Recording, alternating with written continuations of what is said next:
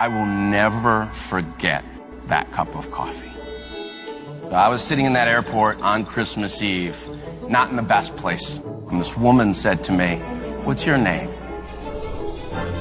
And the conversation continues, and she's funny.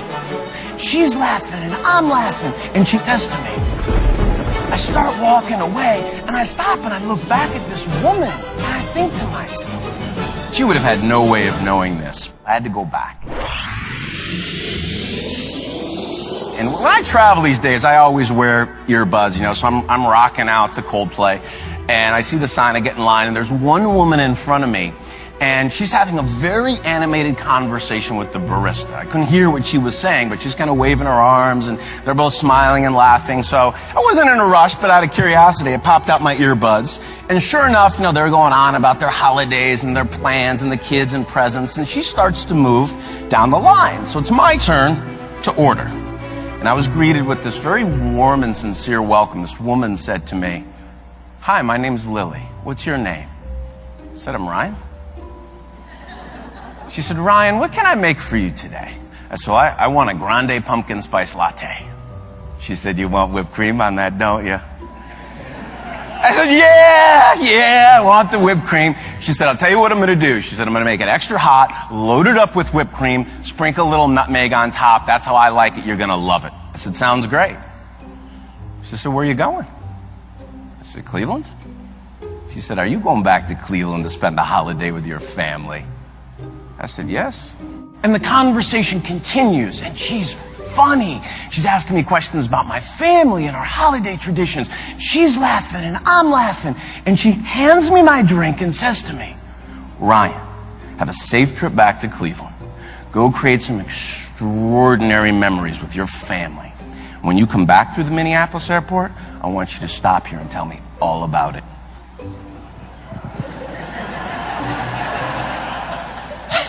So I get my drink, I start walking away, and I stop and I look back at this.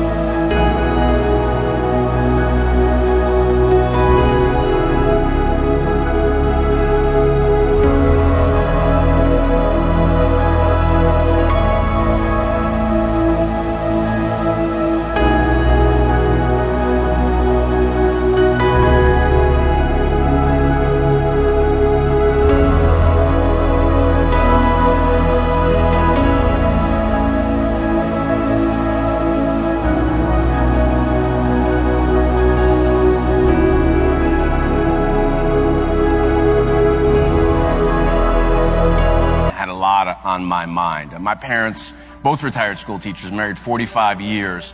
About 3 months before that holiday, I got a call from Mom.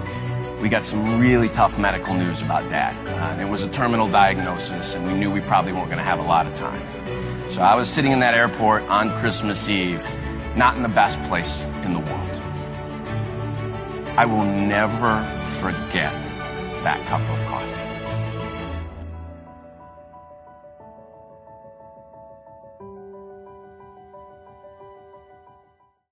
Santa Claus broke his promise. He didn't bring me a robot. I can recall seeing that same look on my son's face when he was 5 years old. You see, that year, all he wanted for Christmas was a toy robot. "Mom, Dad, you think Santa Claus will really bring me a toy robot for Christmas like he promised?" That year, we searched high and low for this robot and couldn't find one. So instead, we bought him a video game. Christmas morning, he wakes us up bright and early, about 6 o'clock, jumping on the bed. "Mom, Dad, you guys awake?" Of course we were. But we all get up, head downstairs, still wearing our pajamas. But I watch as my boy made his way around the Christmas tree, opening gifts, leaving wrapping paper in his wake. After opening up the last gift, he slowly stands.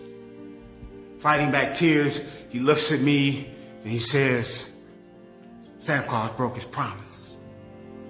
He didn't bring me a robot.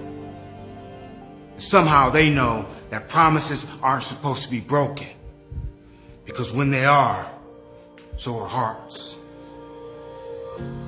My dad, he called collect from prison, said he was getting out. Son, I'm getting out today, so I'll be by to see you guys, so tell your little brother I'm coming. Yeah, I know, but this time, I promise.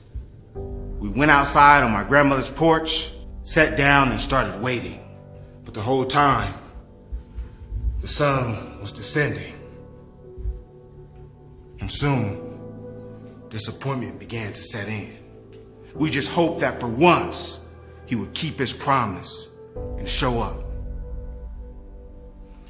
We ended up sitting there and watching that sun disappear. And with it, so did my dad's promises. My father taught me two very valuable lessons. The first, never let the sun set on your promises. Kids, they will never forget. If you've ever had a promise broken, I'm sure you can still remember how that felt. And if you have ever promised anything to a child, then you've seen the excitement. Mom, Dad, we still going to get ice cream like you promised? Boy, that was only 2 minutes ago. It's something about the look in their eyes. It's the excitement in their voice.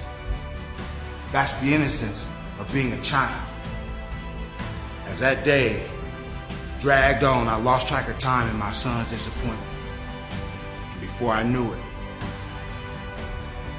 the sun started descending. In one last desperate attempt, I grabbed my car keys and I headed to the only place I knew was open on Christmas Day.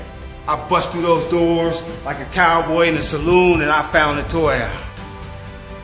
To this day, I can't believe it. I made it home long before the sun disappeared behind those Rocky Mountains. You should have seen my boy's face. You'd have thought that Santa Claus himself had walked through those doors. My little dude, he jumps into my arms and he gives me a hug and he looks at me and says, Dad, I know you never break a promise.